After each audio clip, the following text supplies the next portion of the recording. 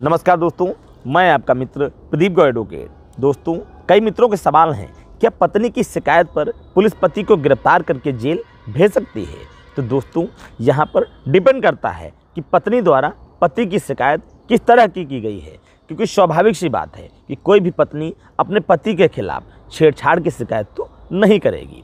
लेकिन हाँ, अगर मारपीट की शिकायत की जाती है तो देखा जाएगा कि पति के द्वारा पत्नी के साथ किस हद तक मारपीट की गई है। क्या पत्नी को कोई गंभीर चोटें आई हैं, शरीर का कोई पार्ट डैमेज हुआ है, हड्डी टूटी है, हाथ टूटा है या सर फूटा है। अगर कोई गंभीर चोट पत्नी को आई है और ऐसी स्थिति में पत्नी अपना मेडिकल परीक्षण कराकर संबंधित थाने में अपने पति की शिकायत करती है तो पुलिस सबसे पहले मामले को दर्ज करेगी और तुरंत पति की गिरफ्तारी करेगी, गिरफ्तारी करके जेल भेज देगी। लेकिन वहीं पर अगर पत्नी के द्वारा यह शिकायत की जाती है कि उसका पति शराबी है, जुआरी है या फिर किसी दूसरी महिला के साथ, दूसरी लड़की के साथ उसके अवैध संबंध हैं या फिर उसके साथ बुरा बर्ताव करता है, मारपीट करता है, शराब पीकर आता है, गाली गलौज करता है या फिर दहेज की मांग करता है या पति के परिवार वाले उसके साथ दहेज की मांग करते हैं,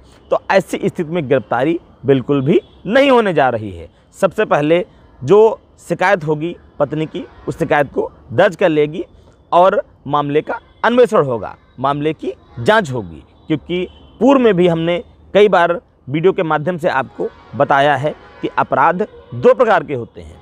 एक तो गंभीर और संगीन अपराध होते हैं, जैसे हत्या, बलात्कार, लूट, डकैती, और दूसरे साधारण प्रकृति के अपराध होते हैं जो मियाँ बीबी के झगड़े, छोटी मोटी लड़ाई झगड़ा, मारपीट, गाली गलौज आदि। तो जो गंभीर प्रकृति के अपराध होते हैं उनकी सूचना जैसे पुलिस को मिलती है तो यह भय रहता है कि जो अपराधी है, जो मुलजिम है, वह कहीं घटना स्थल से दूर भाग न जाए और घटना से संबंधित जो साक्ष्य सबूत हैं उनको नष्ट न कर दे या फिर गवाहों को धमका न दे।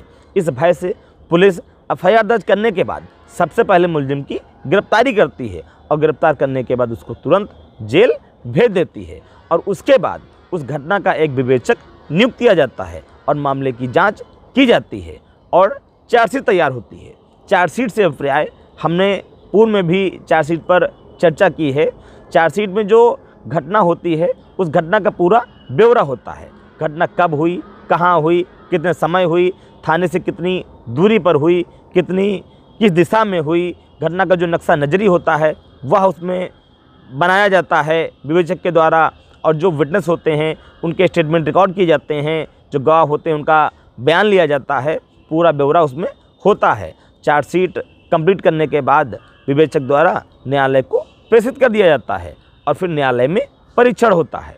वहीं अगर हम साधारण प्रकृति के अपराधों की बात करें तो इसमें किसी भी प्रकार की कोई गिरफ्तारी नहीं होती है। हाँ, समय समय पर दोनों पक्षों को बुलाया जाता है और मामले की जांच की जाती है कि कुछ पत्नियां एक दूसरे के बहकावे में आकर या एक दूसरे के बकाने से या शक के आधार पर या अपने पति और पति के ससुराल वालों पर रोक गांठने के चलते, नाजायज दबाव बनाने के चलते या फिर अपनी मनमानी शर्तें मनवाने के चलते थाने पहुंच जाती हैं और दुनिया भर की कहानी गढ़ लेती हैं, मनगढ़ंत कहानी बनाकर कि वह शराबी है, जुआरी है, दूसरी लड़कियों के साथ, दूसरी महिलाओं के साथ उसके अवैध संबंध हैं, वह हमारे साथ मारपीट करता है, गाली गलौज करता है, दहेज की मांग करता है। दुनिया भर की कहानी गढ़कर वह शिकायत करने पहुंच जाते हैं। तो ऐसी स्थिति में अगर हम बात करें गिरफ्तारी, तो गिरफ्तारी बिल्कुल भी नहीं होती है। सबसे पहले तो मामले की जांच होती है, दोनों पक्षों को बुलाती है पुलिस और मामला सेटलमेंट कराने का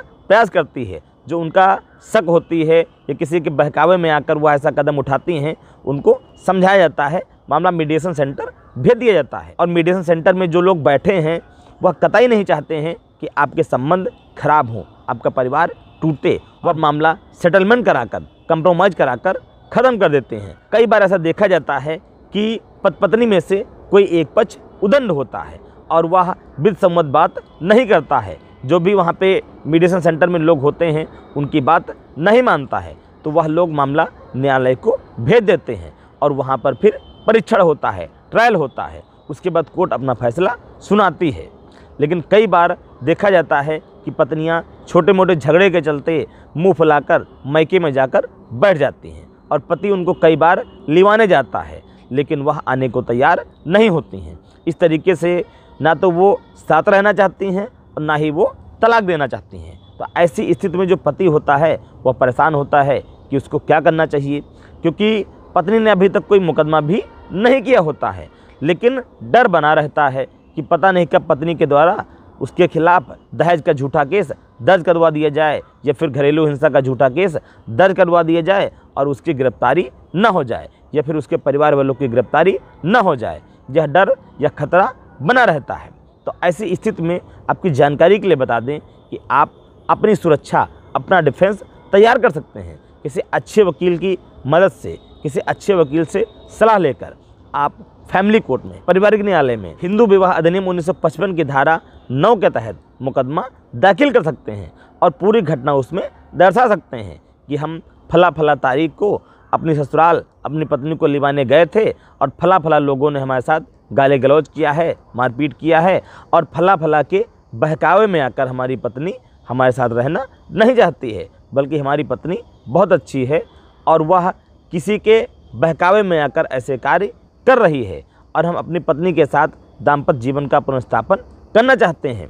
तो ऐसी स्थिति में आपका मुकदमा पंजीकृत हो जाता है और पारिवारिक न्यायालय से आपके पत्नी के खिलाफ एक नोटिस जारी हो जाती है, सम्मन जारी हो जाता है। पत्नी को जैसे ही नोटिस और सम्मन रिसीव होता है वैसे फिर वह अपने किसी वकील से सलाह लेती है। न्यायालय में जो भी तिथि न्यायालय द्वारा निश्चित की जाती है, जो भी तारीख तय की जाती है, उस तारीख पर पहुंचती है और उसको अपना जवाब दाखिल करना होता है। तो अगर पत्नी गलत कर रही है और आप पर या आपके परिवार पर नाजायज़ दबाव बनाना चाहती है, रोक बैठना चाहती है, अपनी मनमानी शर्तें मनवाना चाहती है, तो उसको कोर्ट में आकर जवाब देना पड़ेगा। जाहिर सी बात है कि पत्नी के द्वारा जो इस तरह के कृत्य किए जा रहे हैं वह विसम्मत नहीं हैं, पूरी तरीके से गलत हैं। तो कहीं ना कहीं आपका डिफेंस तैयार हो जाता है और आप तो गलत थे ही नहीं, आप शुरुआत से ही अपनी पत्नी को लिवाना चाहते हैं, उसकी विदाई करवाना चाहते हैं।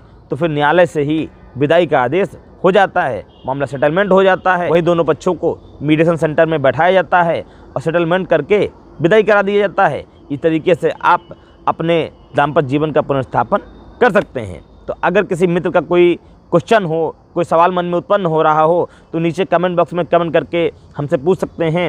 ये कानून से रिलेटेड किसी भी टॉपिक पर कोई वीडियो पाना चाहते हो तो भी आप हमें नीचे कमेंट बॉक्स में कमेंट करके बता सकते हैं।